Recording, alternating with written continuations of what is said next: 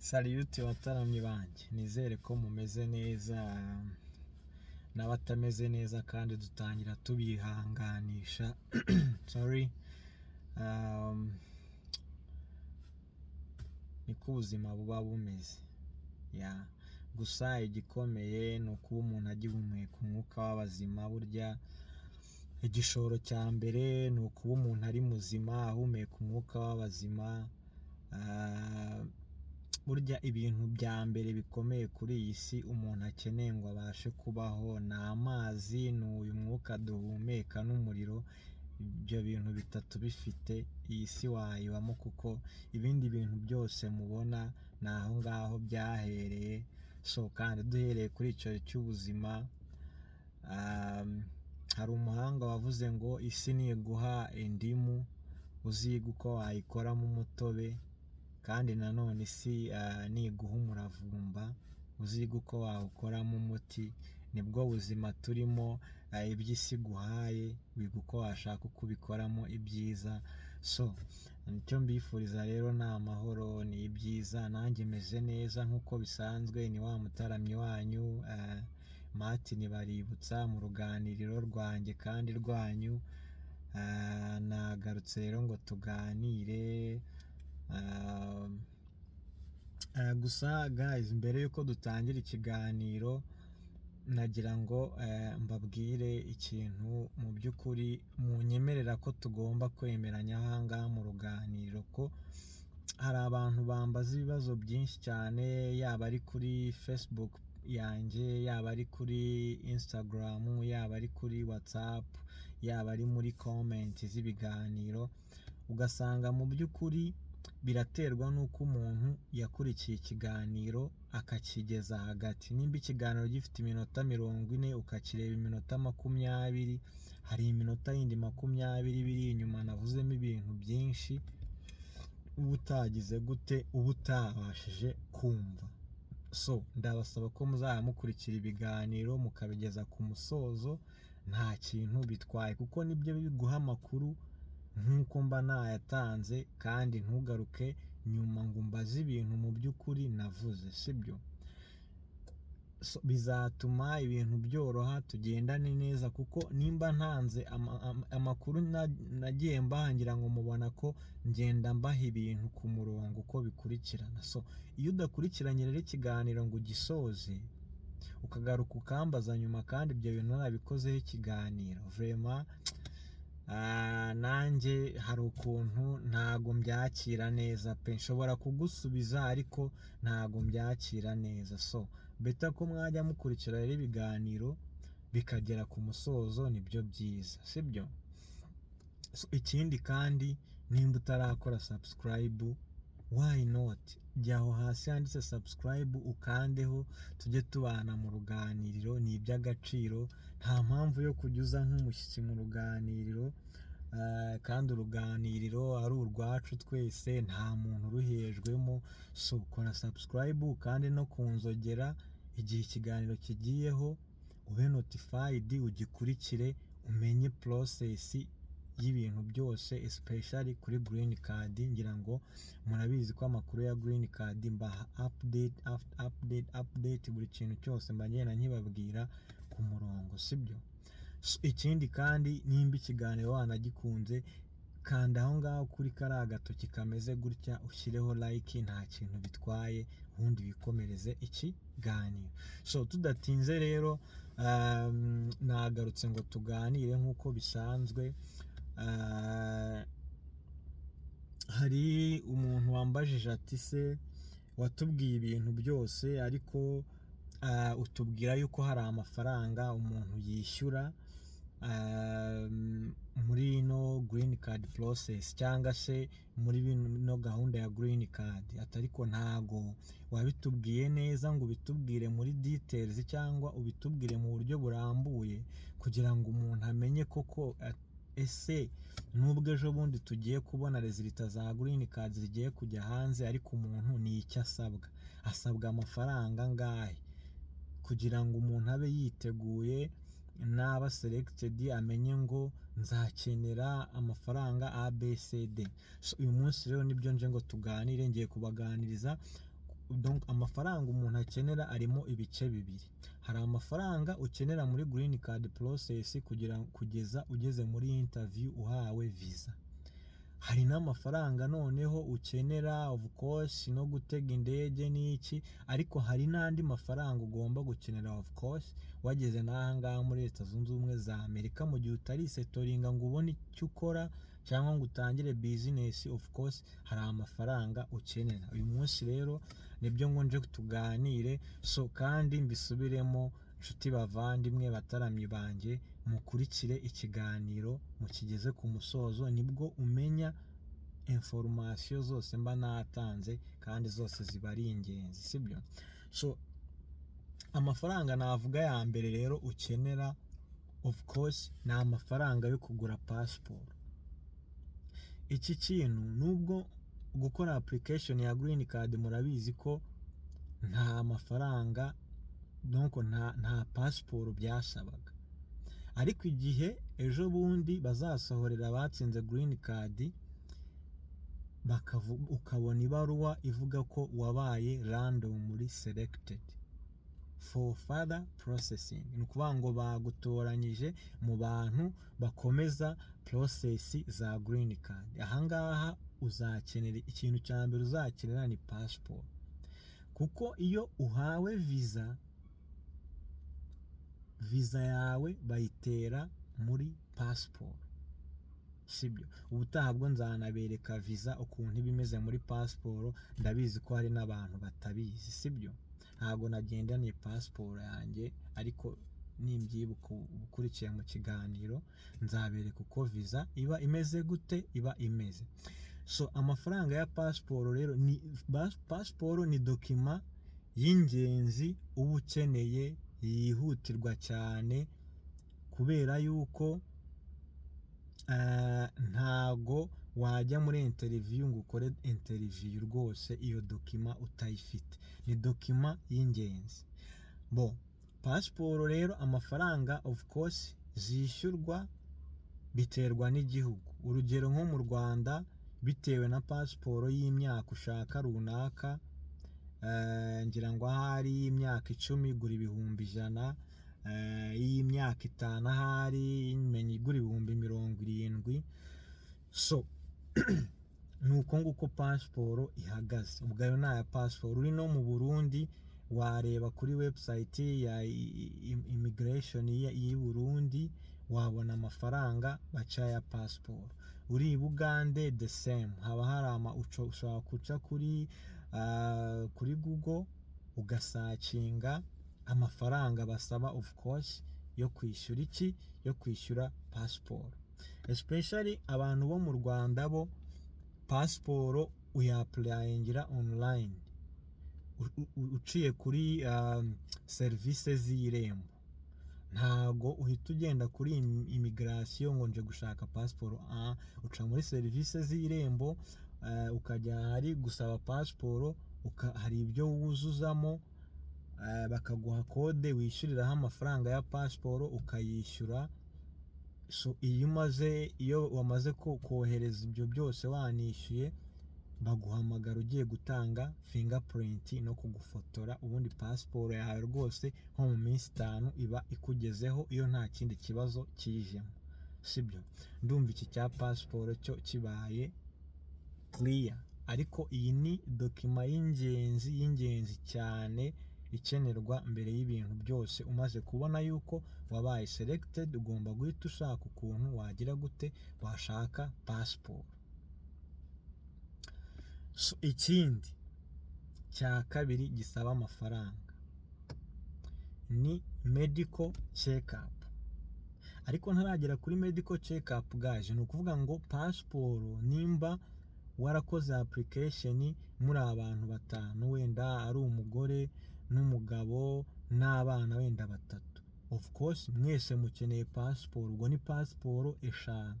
Passport 5 ubwo urafata ya mafaranga nimba ari 70,000 nimba wahisemo y'imyaka 5, ko wenda ushobora kuvuga uti reka mfate y'imyaka mikeya kuko n'ubundi nje muri Amerika, cyangwa se ugafata 100,000. Ubwo ni 100,000 kuko bagatanu, ubwo ni 500 by'iki bya passport.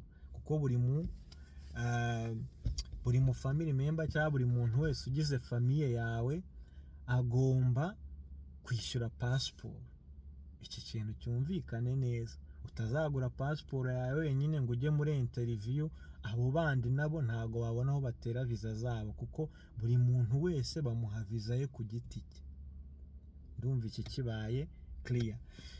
Ikindi nari mbabwiye ni medical fees cyangwa fees for medical check-up, cyangwa se amafaranga yo kwishyura medical check-up cyangwa gukorerwa isuzuma ry'ubuzima, nimba ariko nabyita mu Kinyarwanda, sibyo?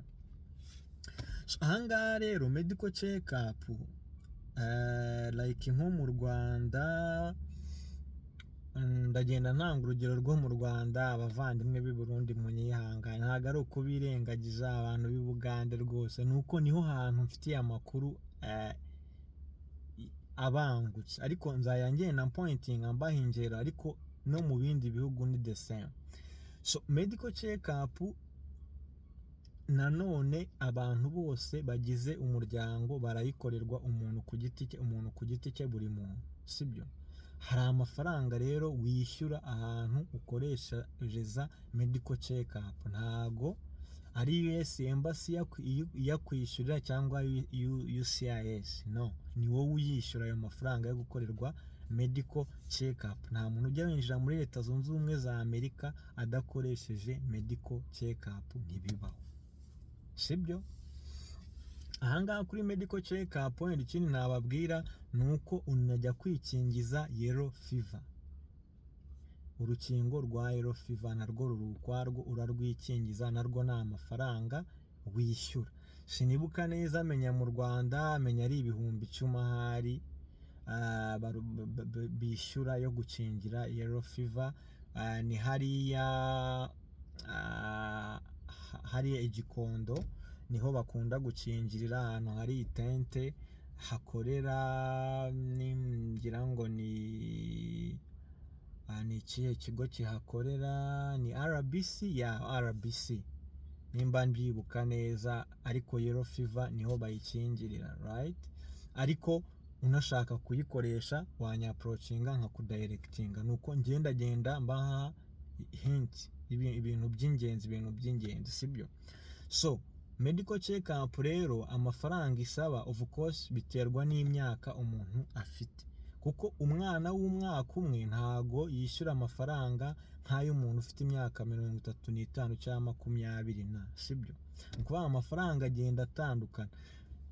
Like nko mu Rwanda medical check-up abantu bayikoreshereza muri clinic ya IOM, niyo clinic yemewe na US Embassy yo mu Rwanda, niho abantu bose ba green card bakoreshereza medical check-up.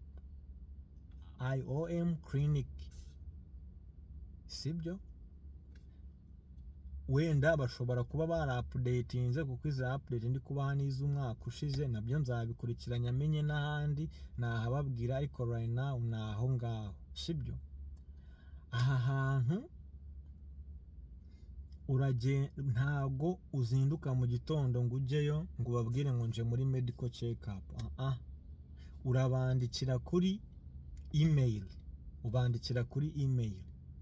ukabasaba appointment yo kuza gukoresha medical check-up. So iyo bagusubiza baragusubiza email bakubwira igihe uzazira muri medical check-up, ariko nanone bitewe n'igihe ufitiye interview, kuko unaboherereza second notification letter yawe kugira ngo nyine bamenye igihe uzanakorera interview, hanyuma banamenye uko bagupanga, kugira ngo wenda bataba bagukerereza cyangwa se wenda bataguha resulta vuba, kandi hari igihe runaka resulta ugomba kuba uzimaranye, right?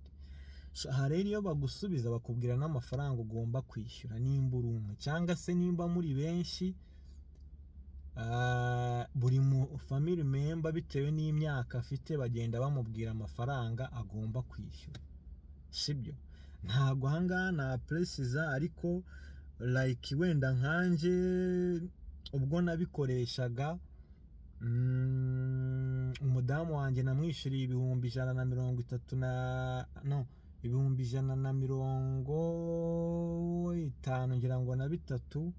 Umwana mwishyurira ibihumbi 99,900, njyewe niyishyurira ibihumbi 131,500, sibyo? So nayo ngayo njyewe nishyuye, ariko of course murumva ko impamvu atandukanye ni uko dufite imyaka itandukanye.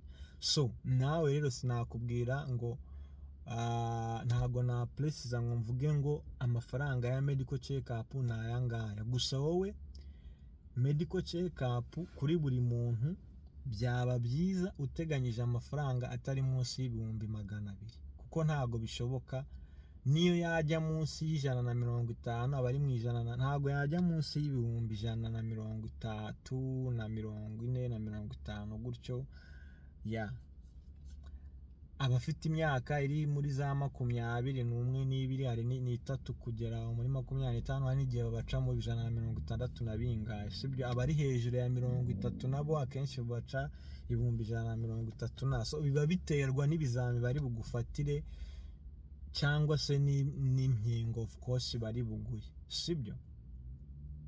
Ibi bigenda bitandukana, ntago mbabwiye monta iri fixe, kuko hari n'inkingo uba ugomba gufata. Hari igihe ujya gukoresha medical check up ahangaha muri mu cyanga ahandi ugasanga hari inkingo badafite, bakaba bakudirectinga wenda kwa Dr. Gasasira cyangwa se no ku wundi mu doctor ufite izo nkingo, bo bamukudirectinga bakagukingira izo nkingo. Hari amafaranga of course nawe aguca bitewe n'urukingo amafaranga rugura, nimba ari inkingo 2, nimba ari inkingo 3, wenda ugasanga wenda nimba ari inkingo 2 urukingo rumwe ni ibihumbi 50, undi 50, wenda ukishyura ibihumbi 100. Ubwo nimba ari famiye yose urakuba nyine we arakubwira, sibyo? So ibyo ngibyo ni ibijyanye n'iki na medical check up. Gusa medical check up ntago iyo ubonye ko habaye random selected uhita wandikira clinic ngo urashaka kuza gukoresha medical check up. Oya, utegereza second notification letter. Niyo nama ngira abantu, wamara kumenya igihe uzakorera interview ukajya wakwandika email uschedule appointment yo kujya gukoresha medical check up, kuko n'ubundi second notification letter iyo yibonye itariki baguha akenshi haba harimo igihe kingana n'ibyumweru nka 4, 5, 6 gutyo. So kugira ngo ube washaka utwo tuntu twose utwegeranye, yaba ari izo medical check up, yaba ari n'izindi documents zikenewe, nagiye mbabwira mu biganiro bibanza. Iki ngiki nacyo ndumva kibaye clear, ariko bitavuze ko ugifiteho wenda ikibazo cyihariye uhanyandikira, yaba ari kuri Instagram yanjye narayibahaye, ni Baributsa Mart. Ubwo wandika Baributsa Mart like Mart ariko na ihera ntuyishireho gutyo, uhita mbona kuri Instagram. Facebook yanjye narayibabwiye, ni Baributsa Mart, ni uhita mbona, sibyo? So X yanjye cyangwa Twitter ni Martin Barry, nawe ubwo wanditsemo urambona. Imbuga nyinshi ndazikoresha guys, sibyo? So ayo ni amafaranga rero ya kabiri nari mbabwiye kuri medical check up cyangwa medical fees, sibyo? Ayandi ni visa fees.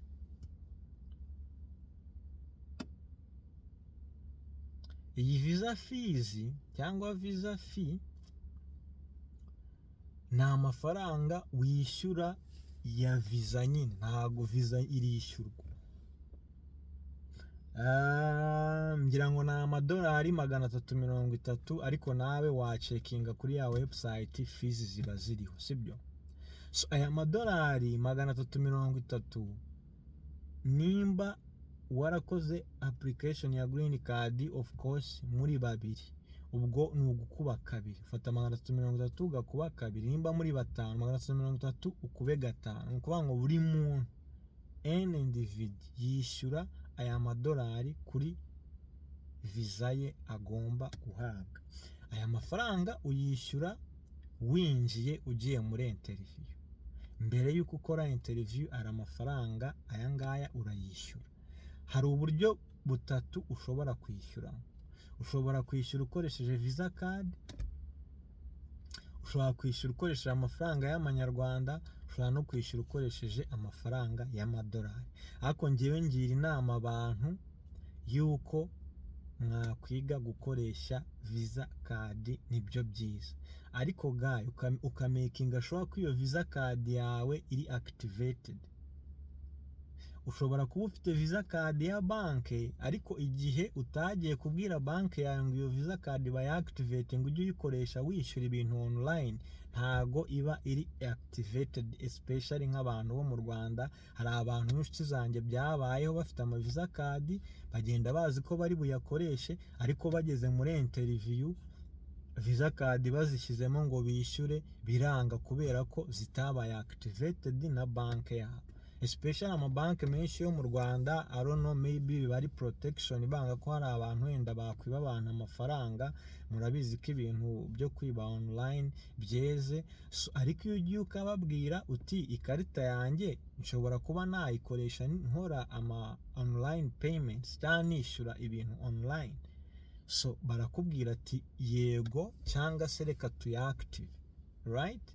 So iyo bayaactivatinze ushobora kuba wagenda ufiteho amafaranga yawe ugatanga kadi, bakaba bagira gute, bakuraho ayo mafaranga. Ubundi buryo bwiza nanone ku muntu udafite visa card namubwira, ushobora kwishyura ukoresheje amadolari. Ahangaha amadolari nayo urayashaka, hari ama forex biro menshi ahantu hose bitewe n'igihugu urimo, ariko ukareba amadolari ya vuba. Kwanga iyo ujyanye amadolari ya kera hari igihe bayanga. So make sure ko ugomba kureba amadolari yasohotse mu mwaka wa vuba, sibyo? Iki nacyo mukifate.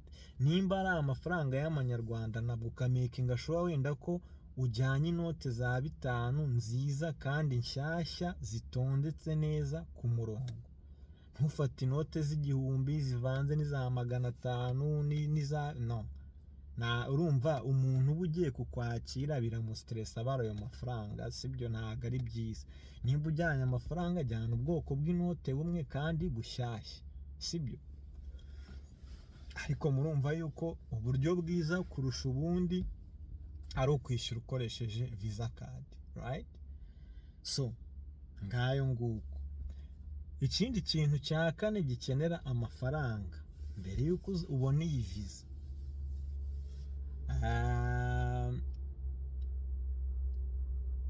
ahangaho uba wabonye visa. Donc green card nayo, iyo card baguha nyine yitwa green card, nayo yishyurwa amafaranga ariyo yitwa UCIS fees cyangwa green card fees. Ngira ngo ni 200, ni amadolari 220.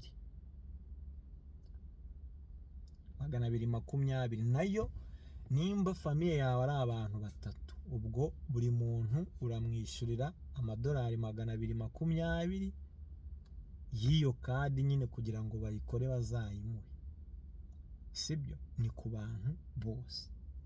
Gusa aya mafaranga ya green card ntago ari ihame kuyishyura uri mu Rwanda. Ushobora no kuyishyura warageze hano muri Amerika, ntago aba ari itegeko guhita uyishyura kuko n'ubundi visa yawe biri muri passport. Ariko ngira inama abantu ko nimba uyafite aya madolari beta ko wayishyura, kuko yishyurwa online nayo, hanyuma ukaza wamara kwinjira hano muri Leta Zunze Ubumwe za Amerika kuri port of entry, utanze envelope baguha umaze gutsinda interview. Hari envelope baguha guys, iyi envelope nayo ntarabyibagirwa. Hari envelope baguha muri ambasade iyo umaze gukora interview ifunze isirinze. Kirazira guhambura iyo envelope. Iyo uyihambuye ukagera muri Amerika kuri port of entry, ikibuga cy'indege cya mbere ugezeraho, bahita bagusubizaho uturutse, kubera yuko iyo envelope niyo ibirimo amakuru yose ambasade yohereje, donc ajyanye nawe. So iyo ufunguye rero bashobora gukeka yuko hari ibintu wagize gute, wa falsifiye. Iyi envelope muzayitondera uko bayiguhaye ifunze, uzayibike neza, uyishyire ahantu hizewe hatameneka amazi, umwana atagera ngo ayikurure ayice. Iyi envelope ni envelope ikomeye cyane even no muri medical check up hari envelope baguha, ibisubizo ntabwo babiguha mu ntoki gutya ngo ubijyana. Ibisubizo babishyira muri envelope, bakayisiringa, bakayifunga neza no hejuru.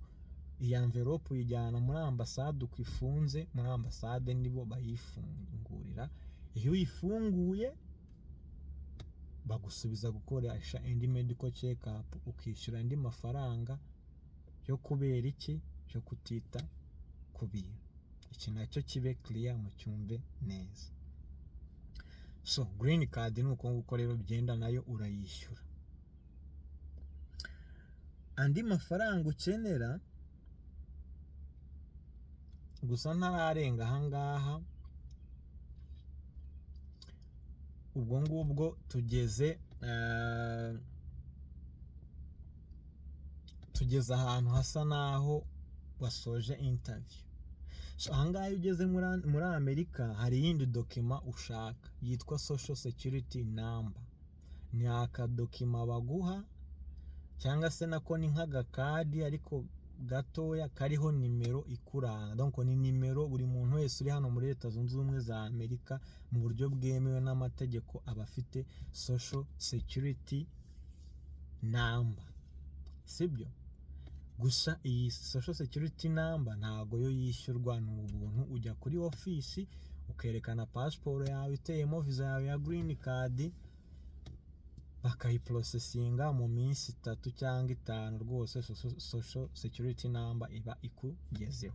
Ndagira ngo mbijyane ibintu byose bigenda bikenerwa. So ikindi kintu ukenera ni amadokima atandukanye usabwa muri interview. Aya madokima nayakozeho ikiganiro yose, buri dokima ku yindi ntago nyasubiramo, ariko amadokima menshi ni amadokima like nk'amadokima y'amavuko cyangwa se birth certificate cyangwa birth record yawe, cyangwa icyemezo cy'amavuko cyawe, icyemezo cy'uko utafunzwe cyangwa se utakatiwe n'inkiko. Of course ubwo kubagize umuryango wawe bose hari dokima ukenera. Kuri ya website ya USCIS ugiyeho izi dokima naho wazibona, ariko hari ikiganiro nakoze rwose cyiza, subira inyuma ukirebe, kirimo dokima zose zikenewe, sibyo? Ahangaha naje kubabwira amafizi, ntabwo nsubira muri documents. Like nko mu Rwanda dokima nyinshi zisabirwa muri serivisi z'Irembo, uretse ngira ngo like nka criminal investigation clearance bisaba ko ushaka uhereye mu mudugudu, bakakwandikira kuri inyangamugayo, ukajya mu kagari nabo bakakwandikira, ukajya mu murenge bakakwandikira, ugashaka RIB y'umurenge nayo ikagustampingira, hanyuma ukajya muri RIB y'akarere, niho noneho baguha inyandiko noneho iri clear ujyana kuri headquarter ya RIB. Hanyuma ukajyana n'ifoto zifite American size 2. Ubwo nimba ari abantu 3, buri muntu ajyanye amafoto 2. Hanyuma bagacekinga of course kutafunzwe cyangwa se nimba waranafunzwe, bagacekinga record yawe, baguha iminsi nabo nk'itatu, bakakubwira ukazagaruka bakaguha criminal investigation clearance yawe. Izindi dokima zose zisigaye uzishakira muri serivisi z'Irembo, sibyo? Narazibabwiye, wagenda ukaziriya. Nimba warashatse gukenera marriage record cyangwa marriage certificate, nimba uri umupfakazi, of course haba hari certificate yerekana ko uri umuveve cyangwa se uri umupfakazi. Nimba ufite abana, ama birth certificate yabo ugomba kuyashaka. Izo documents zose narazivuze muri icyo kiganiro, ariko inyinshi mu Rwanda zishakirwa ku irembo. Mu Burundi of course ubwo nanone biterwa na structure y'ubuyobozi, ariko buri gihugu kigira ahantu hashakirwa izo dokima, ariko wagira ikibazo nanone yanyaprocinga umuntu ku giti cye bitewe n'aho aherereye cyangwa se n'ikintu ashaka kumbaza kuri ibi ngibi. Izo dokima rero zigenda zishyurwa amafaranga atandukanye, ariko ntabwo ari amafaranga menshi, sibyo? Like nko ku irembo izo za certificate hafi ya zose uba wishyura 1500 se. Ngira ngo criminal investigation clearance yo menya ari 2, ntabwo ari amafaranga menshi cyane pe, ni amafaranga aba ari makeya gutyo. Aho ni mu Rwanda, ntanze ingero kuri dokima zimwe na zimwe, sibyo? Nazo ni dokima ushobora kudekarara, hari izo ubona mu masaha, hari izo ubona mu minsi 2, hari izo ubona mu munsi umwe, you know. Yeah.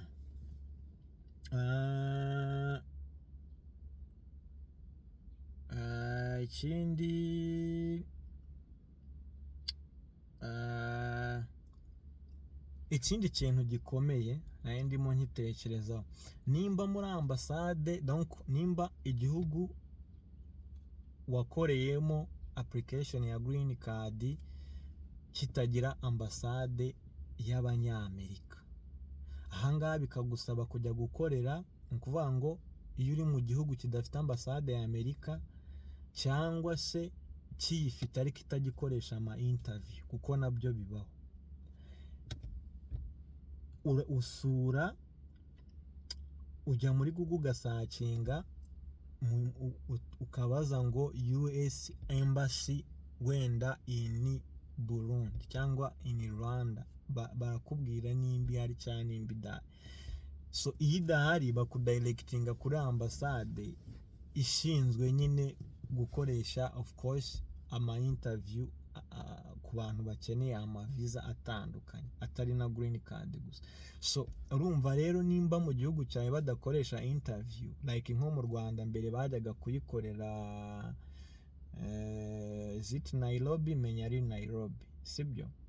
Menya ari Nairobi, ariko ubu Kigali niho bakorera. So icyo gihe rero urumva nabyo bizagusaba amafaranga y'amatike yo kujya aho hantu handi hari ambasade ya Amerika kugira ngo ugire gute, kugira ngo ukore interview. Ayo ngayo sinamenye uko nyakubwira, of course byaterwa n'ahantu uri n'urugendo rurimo cyangwa se na ambasade, sibyo? Ariko of course urumva hari amafaranga bigira gute bikenera igihe ambasade itari mu gihugu cyawe. Ikindi, igihe ubonye green card baziteye muri passport zawe, baguha amezi 6 kuba uvuye mu gihugu cyawe ugeze muri Leta Zunze Ubumwe za Amerika. Of course ahangaha uzakenera amatike y'indege. Ahangaha amatike y'indege nayo sinakubwira ngo ni 1500 cyangwa ni 2000 cyangwa se ni 100. Biterwa n'impamvu nyinshi, ariko ugomba kumenya ko abantu bose bagize famiye yawe of course nabo bagomba kwishyura amatike. Kuva ku mwana wavutse w'umunsi umwe yishyura itike y'indege nubwo amafaranga batangana. Ibi byumvikane neza.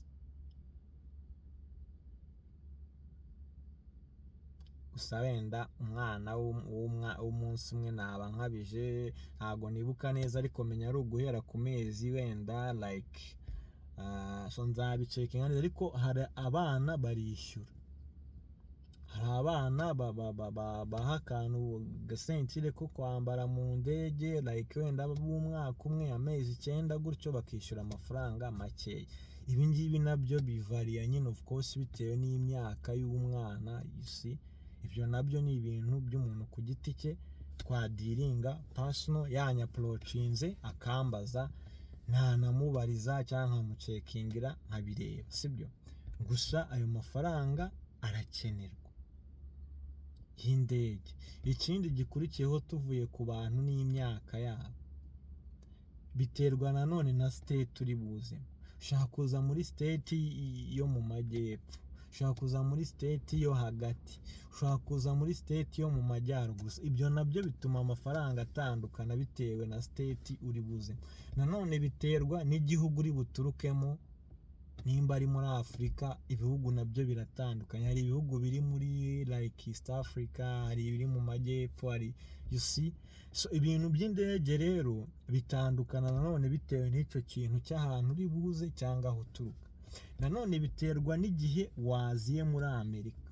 Iki kintu kirakomeye cyane, kuko nimba uze muri sama muri Amerika, ugomba kumenya yuko amatike aba ahenze mu gihe cya sama, kuko abantu benshi baba bari kuza, kuko ni igihe cyiza abantu baba bari gutemberera of course muri Amerika mu ma state atandukanye.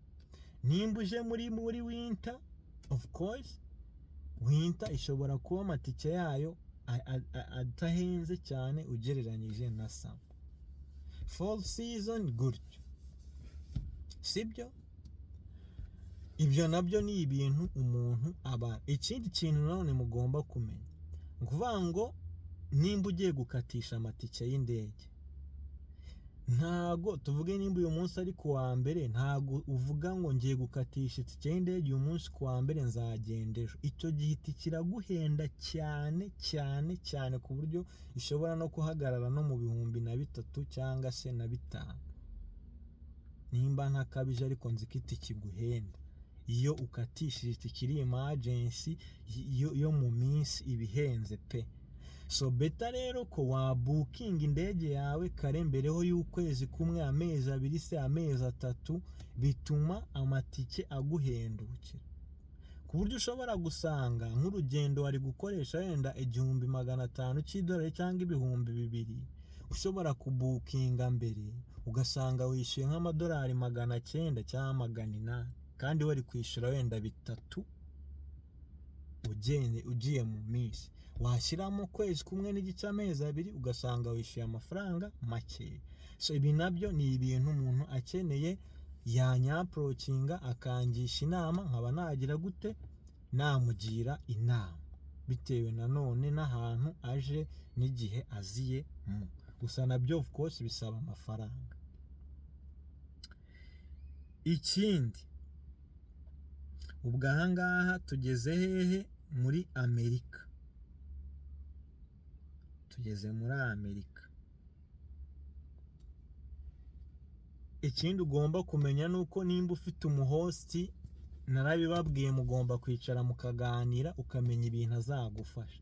Nimba host wawe mwarumvikanye yuko uzahaha, of course ubwo ukeneye n'amafaranga yo kuzahaha, like mu gihe uzaba utarabona akazi, nimba ari mu kwezi kumwe mwumvikanye cyangwa mu mezi 2, gusa kenshi mu kwezi kumwe n'igice cyangwa ibyumweru 3-4 uba wamaze kubona akazi guys, wamaze kukabona, watangiye gukorera amafaranga, ukaba wagira gute, wagira expenses wishyura. Ayo nayo yarakenewe bitewe n'ikintu cyo wumvikanye na host.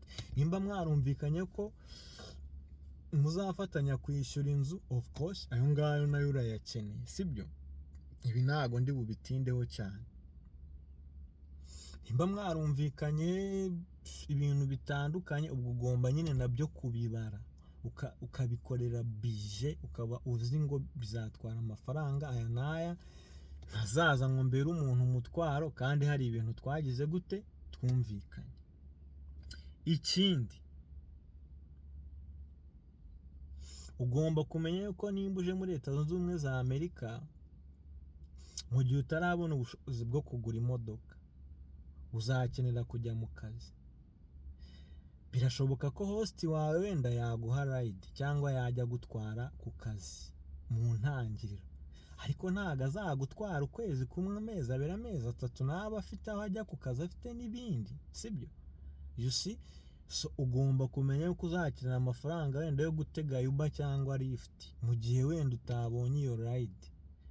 Uretse ko atari na ngombwa ko uteganya ride, no, teganya uti wenda njyewe nimba ari mu kwezi kumwe ntarabona imodoka cyangwa ntarabona umushahara, ngomba kuba mfite amafaranga byibura make runaka nshobora kuba nakoresha, wenda ntega Lyft cyangwa Uber, wenda yakavaringa like 2 weeks, kuko hano ahantu henshi bahemba mu cyumweru kimwe, hari aho bahemba mu byumweru bibiri, ubwo nyuma yo mu byumweru bibiri waba wamaze kubona amafaranga, izindi transport fees zava muri ayo ngayo, ubwo wateganya amadolari makeya yo gutegesha, ntabwo ari menshi. You see, mu cyumweru ushobora gutegesha wenda magana angahe, arono biterwa nanone n'aho ukorera, ntabwo navuga amafaranga. You see, gusa njye ndi kubabwira ibintu byose bikenera amafaranga kugira ngo mube mubizi, nujya no kubikora donc uzaba uzi ngo ibi bintu ariko bishoboka amafaranga. Ese reka mbiganire wenda na host na family yanjye, you see, mukagenda mubiganira mukabishakira igisubizo. So ikindi, nimba mwarumvikanye na host wawe ko hari ibintu muzishyura, hari ama utility bills, ushobora kwishyura electricity, ushobora kwishyura amazi, ushobora kwishyura telefone, kuko telefone hano zirishyurwa guys, buri kwezi twishyura telefone. Ntabwo ari bino byo mu bihugu byacu umuntu agura agakarita cyangwa amayinite, oya, amafaranga ya telefone tuba tuyishyura mu kwezi, ugahamagara uko ushaka, ugakoresha interinete, bili ya telefone ukayishyura buri kwezi. N'umuriro nuko, ntabwo umuntu agenda ngo agure umuriro wa 500 hano muri Amerika cyangwa 1000. Koresha umuriro, bili ya buri kwezi y'umuriro ikagiza ukayishyura, niko muri Amerika bimeze, sibyo? Mujye munamenya uko lifestyle yanga imeze. Internet nuko, nimba ufite internet wenda router mu nzu, ukoresha internet yawe wenda yo mu rugo itandukanye n'iya telefone, sibyo? Of course nayo irishyurwa. So ibyo utwo ni utuntu twose ugomba kumenya yuko mu ntangiriro tuzagusaba amafaranga. Ikindi ugomba kumenya yuko nimba uzaba kwa host ukwezi, nyuma y'uko kwezi uzakenera kwimuka, uzakenera house equipment, uzakenera ibikoresho by'ibanze umuntu akenera nyine, kuko nukodesha apartment ntabwo uzasangamo ibintu byose, oya, hari ibintu usanga muri apartment hano. Iyo ukodesha apartment usanga irenstarimo igikoni kirimo aho gutekera, kirimo aho kogereza, kirimo amamashini yoza amasahani, kirimo ahantu ushobora kuyogereza n'amazi bisanzwe, harimo frigo, usangamo ibyuma bishyushya mu nzu, usangamo amatoilette, usangamo amadushe, biba bikoze. Wowe ikintu usabwa ni ibikoresho by'ibanze, of course naho kuryama, ni imyenda yawe yo kwambara, n'udukoresho dukeya twibanze two gukoresha mu gikoni, amasafuriya, amasahani, nayo ushatse uguraho ibipapuro ya izaje ni ukoresha ukajugunya, cyangwa se n'ibikoresho. Ahangaha hari ahantu haba hari ibikoresho bitari very expensive byabaye used, ushobora kugenda ukagura mu magudwiri cyangwa se n'ahandi hantu mu yandi mashopu atandukanye, ukaba wagura ibikoresho bidahenze cyane, kuko burimo wiyinstara nyine. Wowe ushaka ibintu by'ibanze uba ukoresha, noneho watangira kubona amafaranga ukaba wagira gute, ukaba wagenda noneho ugura ibikoresho ukeneye. Niko ubuzima ahangaha butangirwa ku bantu hose.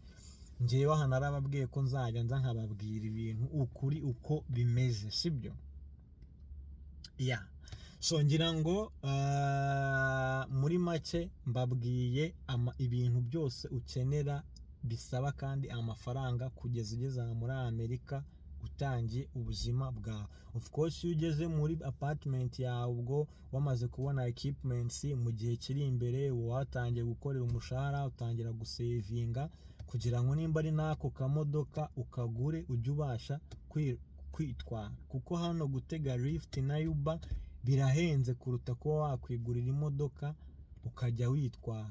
Narabibabwiye inshuro nyinshi, kandi imodoka inahangaha ziraboneka guys, guhera ku mafaranga 2000 ushobora kubona imodoka by'amadolari, no munsi ya 2 wayibona, ariko nanone yaba ari ibibazo. 2 kuzamura 2, 3, 4, 5 ni amafaranga wageze ahangaha mu kwezi kumwe, mu mezi 2, 3 wakoze neza. Nimba wenda muri family ari wowe n'umudamu, mu mezi 3, 4 mushobora kuba mwabonye 3000 bya saving, mwaguramo akamodoka gaciriritse mwajya mwifashisha mugira gute, mujya mu kazi.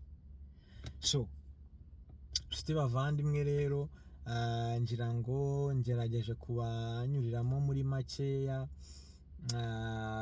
ibintu byose bisaba amafaranga kugeza wisetorinze hano muri Leta Zunze Ubumwe za Amerika. Gusa nk'uko mpora mbivuga, ushobora kuba ufite ikibazo cyangwa se hari ikintu utumvishe neza, nyandikira kuri za mbuga zose nabahaye nkoresha, cyangwa se unyandikire nawe muri komenti. Si ngombwa gushyiramo izina ryawe cyangwa uvuga ibintu biri personal.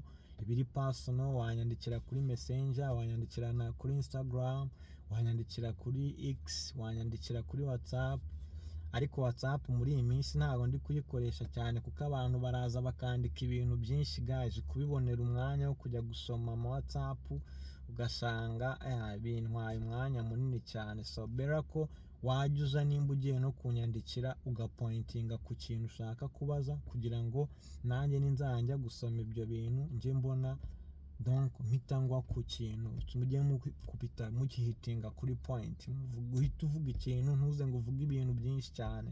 So nanjye ntago ubuzima bwanjye ari ugukora bino biganiro, mbikora kugira ngo dufashanye nk'abavandimwe. Ngira ngo nababwiye ko uruganiriro ni ugufashanya isi. So